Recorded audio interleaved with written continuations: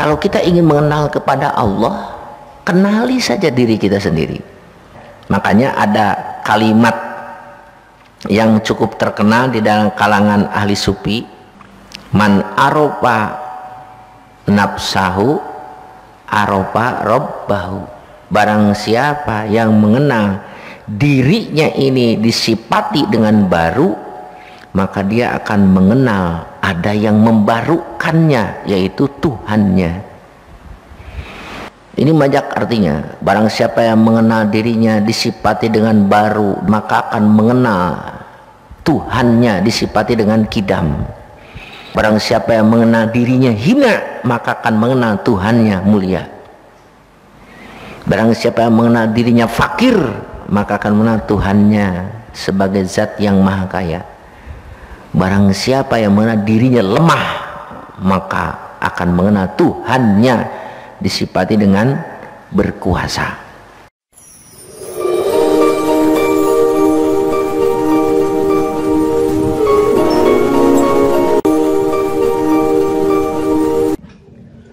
Assalamualaikum warahmatullahi wabarakatuh. Selamat bertemu kembali dengan Karyan Gunawan Channel. Sobat-sobat sekalian, jangan lupa klik like, subscribe, dan juga komen. Selamat menyaksikan. Bismillahirrahmanirrahim. Bait ke-15. Panjur ila nafsika summan takili lil alamil ulwi summa sufli tajid bihi sum'an badi al-hikami lakin bihi qawma dalilul adami wa kullu ma jaja alaihil adamu alaihi qad an yastahilul kidamu.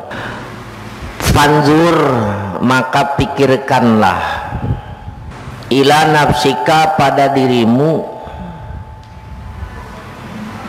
suman takili, kemudian pindah,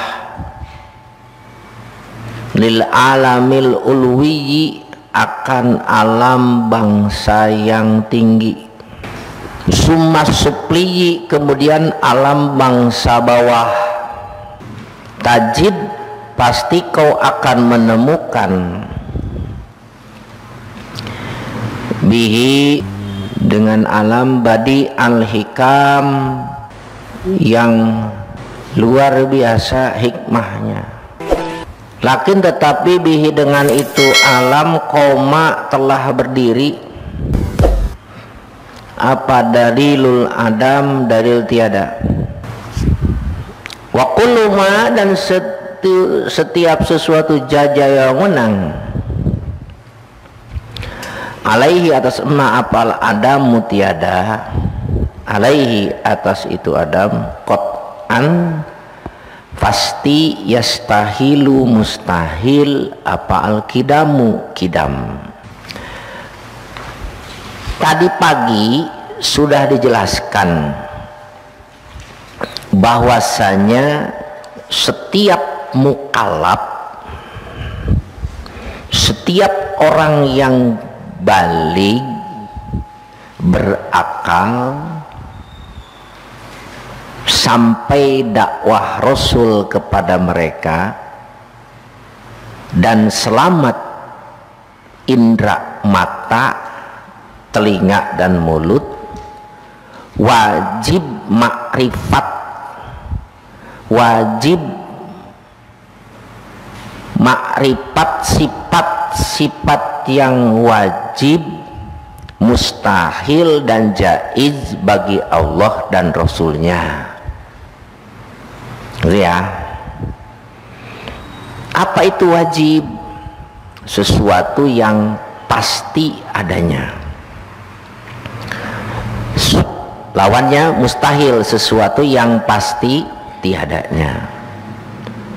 Dan jaid, sesuatu yang mungkin ada dan tiada. Selanjutnya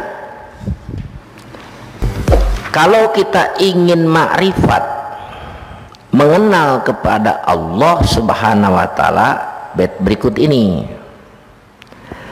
Panjur, maka pikirkan, tapakurlah, tapakuri fi nafsika, pada dirimu. Coba lihat, coba pikirkan, coba renungkan tentang keadaan dirimu. Apa tuh yang ada pada diri kita? Ada pendengaran, ada penglihatan, ada perkataan, ada tinggi, pendek, ada yang tebal, tipis, bahkan kadang-kadang ada ridho, seneng, ya, benci, apalagi sedih, gembira, ya, ada rasa sakit, ya, nyaman, tidak nyaman. Kira-kira kalau diperhatikan itu selalu stagnan nggak? Selalu sedih terus, kan? Selalu senang terus, selalu suka setiap melihat yang lain, selalu benci terus melihat yang lain, selalu melihat, mendengar, berbicara. Ternyata apa yang ada pada diri kita itu selalu berubah, senang, susah, sakit, sehat, gerak, diam, melihat, tidak melihat, mendengar, tidak mendengar, bicara, kadang-kadang tidak berbicara. Nah, sesuatu yang tidak stagnan, tidak tetap, itu namanya apa? Berubah. Paham? Apa namanya? Berubah. Nah, setiap yang berubah itu baru. Apa? Setiap yang berubah apa? Baru. Nah, kalau sekarang kita ketahui bahwa sifat yang ada pada kita ini selalu berubah dan baru, maka mausufnya, zatnya, fisiknya pun baru. Apa? Baru. Karena setiap sesuatu yang berhubungan dengan baru otomatis baru. Berarti kesimpulannya, diri kita ini baru, butuh kepada pembaru. Ya, makanya pandur ila nafsika, lihat keadaan dirimu.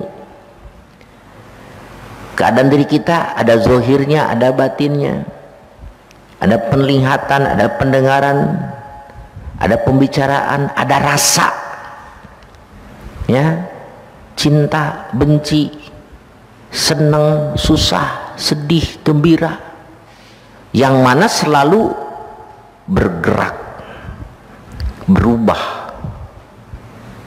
Dipastikan setiap yang berubah itu baru. Setiap yang baru butuh pembaru. Nah, ini jalan untuk mengenal Allah itu yaitu dengan nadru, dengan berpikir. Nah, sekarang suman takil ila alamil ulwiyi. Coba pindah sekarang pikiranmu, tapakurmu bukan hanya kepada dirimu, tapi pindah tapakurmu kepada alam yang di atas. Apa-apa yang di atas? Tuh, lihat, ada langit, ada bintang. Lihat, langit selalu berawan nggak? Nggak kan? Terang, kadang-kadang berawan, terus mendung, kadang-kadang terang, itu kan? Sekarang bintang kelihatan terus, gitu. Matahari ya jam sekian selalu cahayanya terang, tidak, tertutup awan. Begitupun sekarang, apalagi ya bulan udah kelihatan banget, kecil banget. Sekarang kan mulai gelap nih, membesar bulat purnama, mengecil sampai hilang. Itu namanya apa itu? Perilaku seperti itu namanya apa? Tagoyur. Apa? Tagoyur. Apa tagoyur itu? Berubah. Setiap yang berubah pasti ada yang merubah. Setiap yang berubah pasti ada yang merubah. Siapa yang merubahnya? Allah.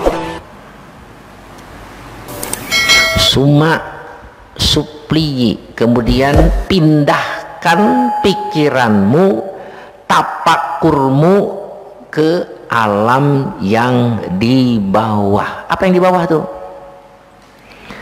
Ya, di bawah langit. Apa itu? Udara, angin yang bertiup, bumi, segala isi perut bumi, pasirnya, tembaganya, emasnya, peraknya, perunggunya, lautannya, tumbuhannya, akhirnya. Coba kita perhatikan, apakah di perut bumi ini air selalu segitu jumlahnya? Ya, berubah. Ya. Nah, perubahan itu menandakan ada yang merubah. Ketika kita sudah tahu bahwa segala sesuatu yang berubah, maka dengan sendirinya ada yang merubah. Paham? Jadi oleh karena itu, jalan untuk mengenal kepada Allah apa tadi? Tapakuri dirimu dulu, yang paling dekat dengan kita. Nikmat Gusti, mata ini sekian detik sekali ngedip. Kalau semenit nggak ngedip gimana? 2-5 menit nggak ngedip gimana? 1 jam nggak bisa ngedip.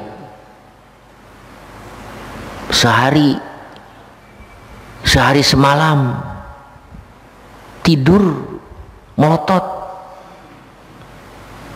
kayak sabul kawi. Syukuri. Ini bisa dengan leluasa bergerak dengan lentur. Ini menandakan apa? Menandakan bahwa kita ini ada yang menggerakkannya, Allah. Ya, makanya ada kalimat yang cukup terkenal di dalam kalangan ahli sufi. Ini bukan hadis ya, bukan hadis. Man aropa nafsahu aropa robbahu. Barang siapa yang mengenal dirinya ini disifati dengan baru, maka dia akan mengenal ada yang membarukannya, yaitu Tuhannya. Kalau kita ingin mengenal kepada Allah, kenali saja diri kita sendiri.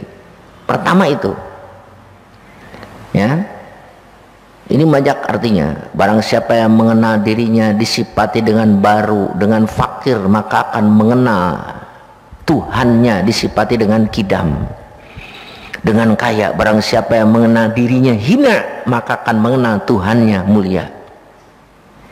Barang siapa yang mengenal dirinya fakir, maka akan mengenal Tuhannya sebagai zat yang maha kaya. Barang siapa yang mengenal dirinya lemah, maka akan mengenal Tuhannya disifati dengan berkuasa. Ya, itu. Pernah nggak kalian kalau buang air besar dalam posisi jongkok, ditapakuri gimana? Kaki dari telapak kaki sampai lutut dan lutut sampai ke sini panjangnya sama. Sama coba kalau ini panjangnya lebih 40-30 cm, kira-kira bisa jongkok nggak? Nggak bisa jongkok. Jadi ketika jongkok itu apa tuh? Pantat kita nempel ke WC, akhirnya mau bisa keluar dah. Jadi beraknya kudu sambil apa? Sambil berdiri, bahkan bisa jadi sambil berjalan. Ya, ampun deh. Tafakuri itu, ya. Jadi perkara tafakuri siapa? Dirimu sendiri.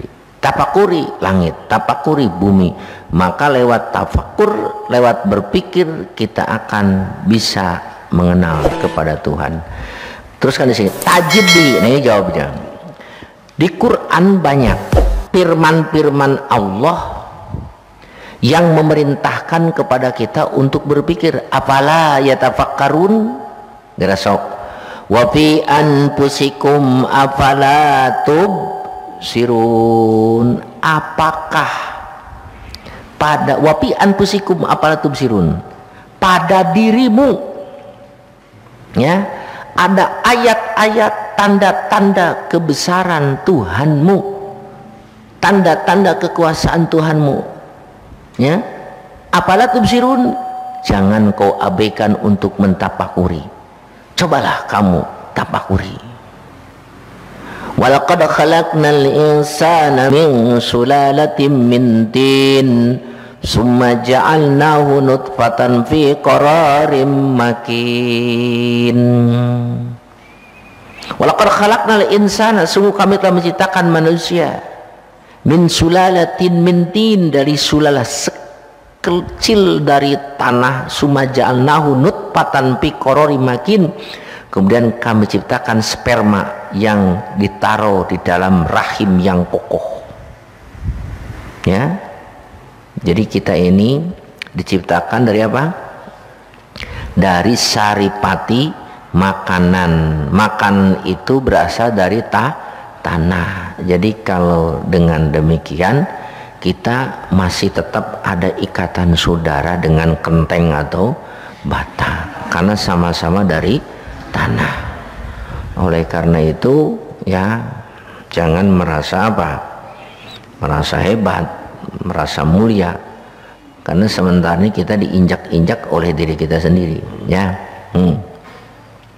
Summa ja'alna nutfatan, kami jadikan nutfah sperma dari manusia, kemudian dimasukkan ke dalam rahim, jadilah manusia.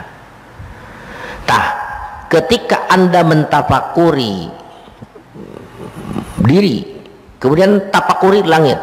Di Quran ada inna fi khalqis samawati wal ardh wa ikhtilafil laili wan nahari allati tajri fil bahri bima yanfa'un nas.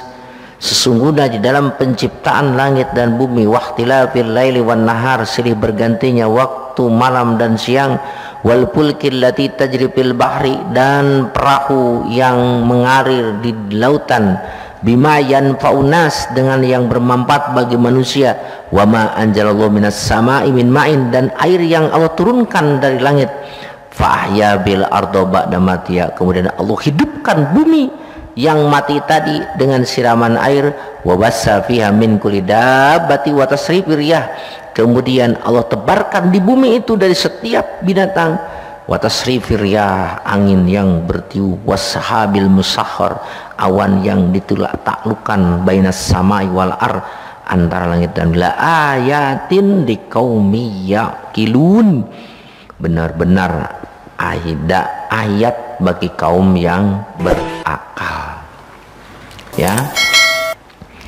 Bisa dipahami? Nah, kalau kita mentafakuri keberadaan diri kita, langit dan bumi, tajid bihi sum'an badi al-hikami, pasti kamu akan menemukan apa? Sesuatu ciptaan yang sangat luar biasa sekali, mengandung hikmah yang besar, yang banyak, Ya, Tajid Bisun an Badal Hikam tuh. Ya. Itu. Kalau kita mentapakurinya, makanya kalau orang sudah tertutup hatinya, ketika tidak bisa mentapakuri, dia tidak akan bisa untuk bisa mengenal Tuhannya. Ya.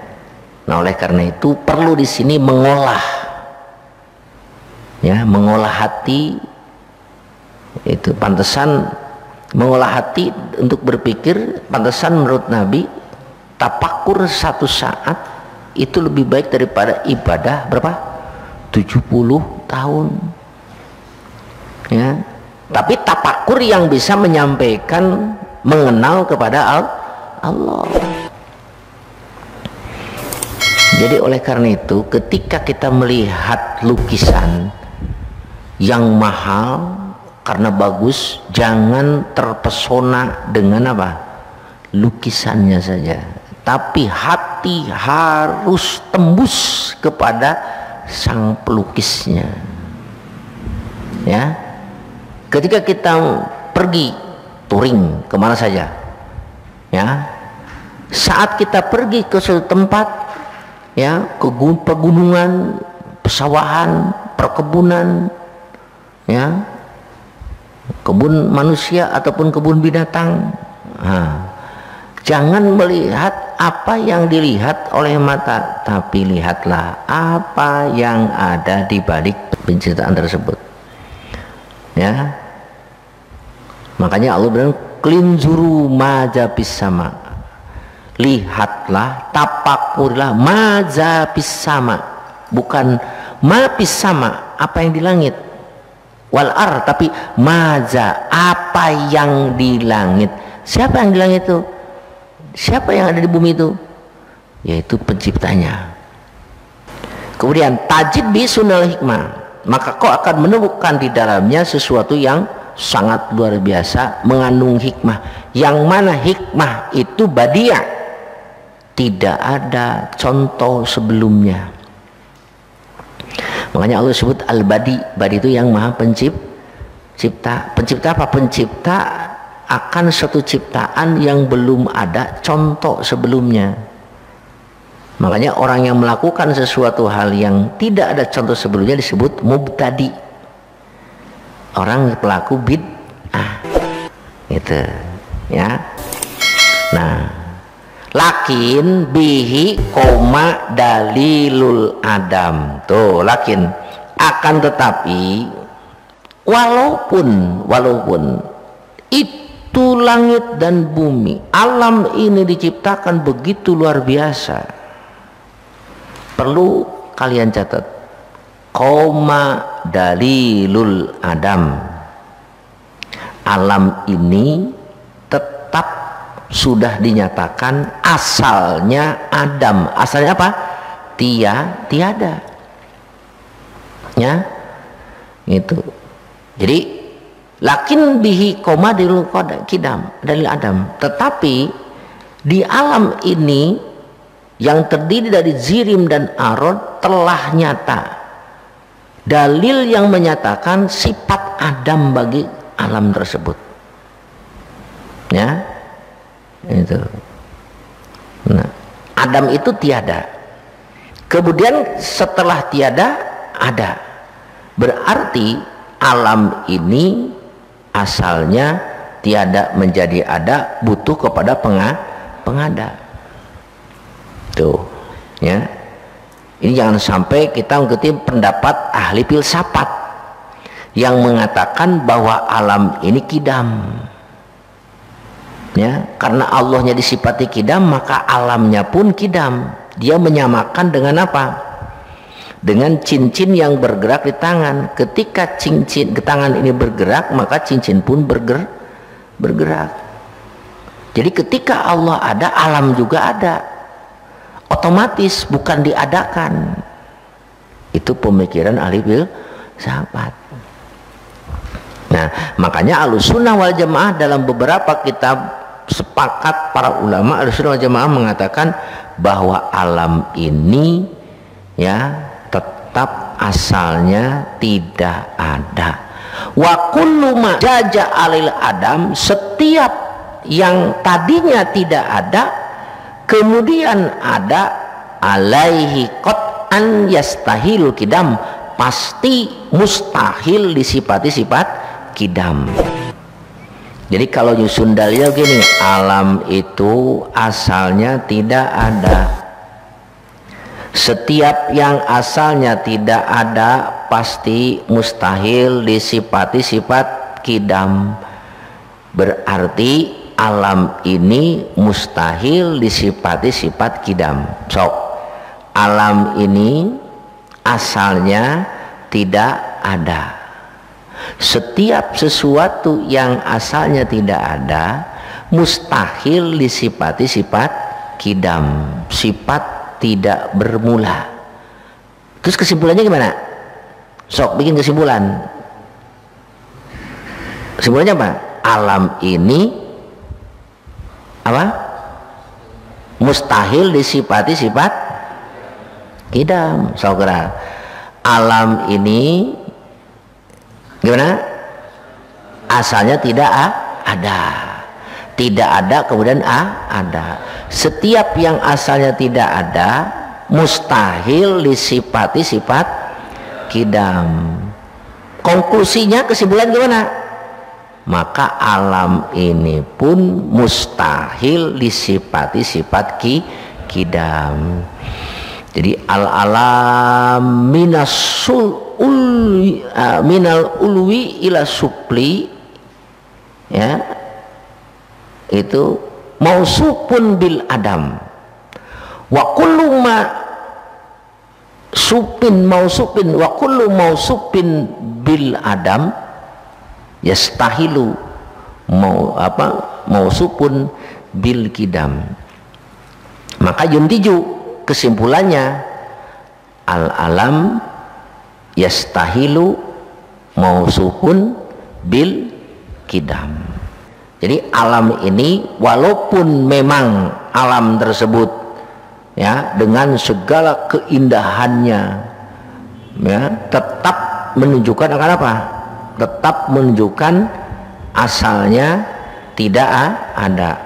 Setiap yang tidak ada disifati adam, setiap yang adam mustahil disifati kidam. Maka dengan demikian alam mustahil disifati dengan sifat kidam. Nah, dengan demikian terbantahlah pendapat siapa? Orang filsafat yang menyatakan alam ini kidam.